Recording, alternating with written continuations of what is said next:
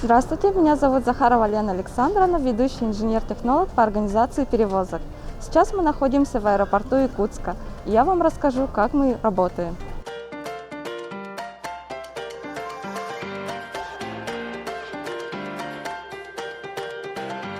Сейчас, как вы видите, пассажиры прилетели в Домодедово, авиакомпания Seven. Роспотребнадзор проводит с ними работу по заполнению анкет. Специалистами санитарно-карантинного пункта в усиленном варианте проводится проверка всех прибывающих пассажиров. Мы проводим термометрию тепловизором дистанционно, и проводим анкетирование. И в процессе анкетирования выявляем граждан Российской Федерации, которые прибыли из-за рубежа, и их сразу помещаем в обсерватор.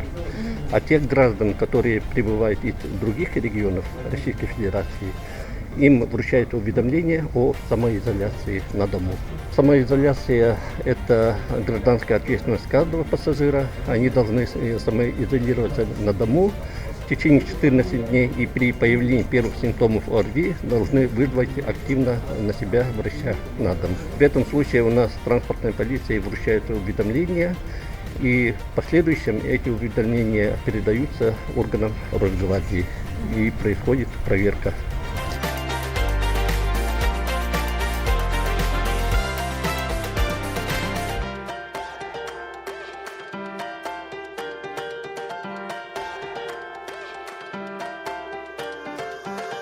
Мы сейчас заходим в основной зал, где у нас проводится регистрация пассажиров.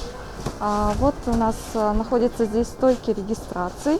В среднем пассажиропоток уменьшился примерно на 50%. Это связано с режимом самоизоляции пассажиров. А также рейсы объединяются в целях экономии. Штатная численность сотрудников аэропорта не уменьшилась, остается на том же уровне. Служба авиационной безопасности проводит особый контроль пассажиров. Также мы совместно работаем с Роспотребнадзором. Они проводят телометрию, а также проводят опрос пассажиров. Сейчас аэропорт Якутска выглядит пустоватым, но основные рейсы улетают в раннее утро. Сейчас мы пройдем в зону досмотра, и вы увидите, как здесь у нас все происходит.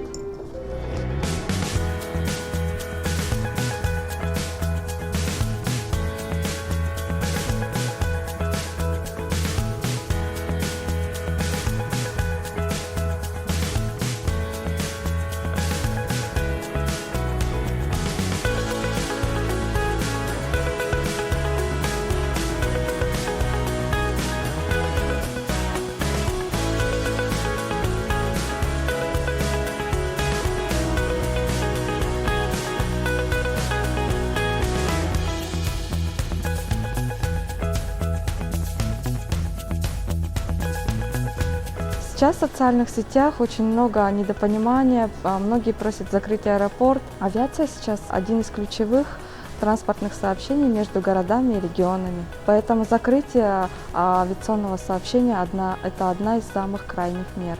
В нашем аэропорту мы соблюдаем максимальные требования по безопасности.